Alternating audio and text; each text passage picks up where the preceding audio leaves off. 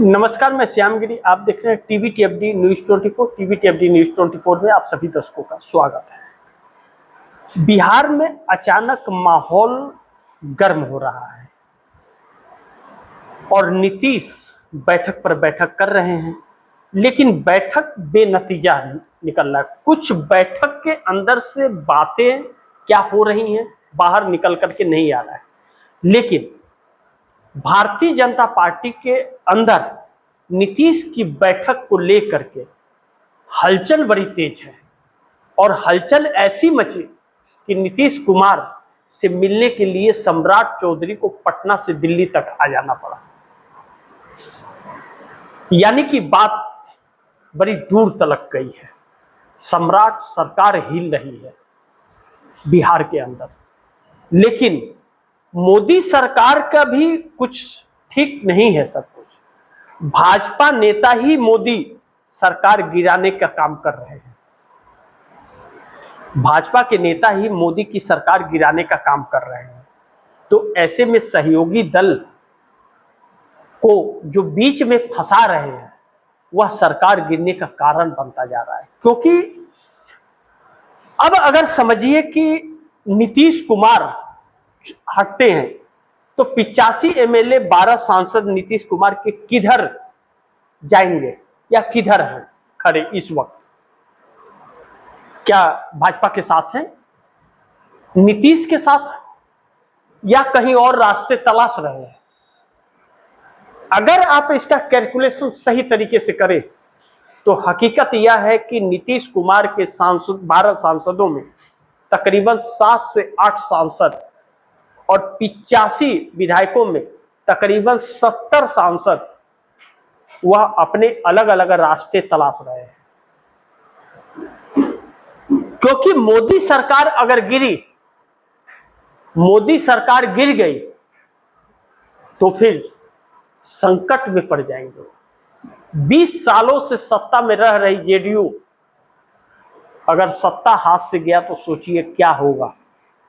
कोई भी नेता नजर नहीं आएगा और भारतीय जनता पार्टी की सत्ता में कोई नेता पनप नहीं पाएगा, यह वह नेता जानते हैं। और बिहार में चुनाव जीतकर और सत्ता हाथ में न रहे उन नेताओं का वजूद खत्म हो जाता है। वो एक एक रुपए के लिए तरस जाते हैं। जो लड़के आते हैं चुनाव वह पैसे रिकवरी उनके नहीं हो पाते हैं, और जो सत्ता में रहते हैं मलाई खा करके मस्त रहते हैं लूट खसोट के। अब एक अलग तरकीब कि इसलिए भी भाजपा नेता ही मोदी सरकार गिराने में लगे हैं, जैसा मैंने कहा, इसके कई सारे कारण हैं।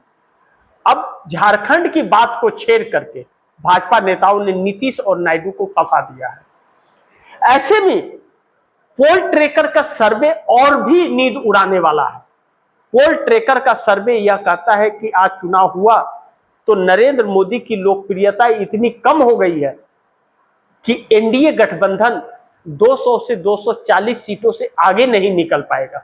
और जब आगे नहीं निकलेगा तो इसका मतलब सत्ता जाने वाली है।